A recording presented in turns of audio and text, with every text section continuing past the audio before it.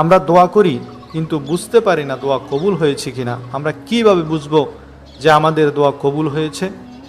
তখন মালিক বিন দিনার রহমতুল্লাহ আলাই উত্তর দিলেন, যখন দোয়া করার সময় আপনার আন্তরিকতা সৃষ্টি হবে, হৃদয়ের গভীর থেকে দোয়ার শব্দগুলো বের হবে, দোয়া করার সময় আল্লাহর ভয়ে শরীরের লোম খাড়া হয়ে যাবে, দু চোখ থেকে অশ্রু ঝরে ঝরে পড়বে, আর আল্লাহর কাছে চাওয়ার সময় খুব আগ্রহ সৃষ্টি হবে, খুব মজা লাগবে, তাহলে বুঝে নেবেন যে আপনার দোয়া কবুল হয়ে গেছে।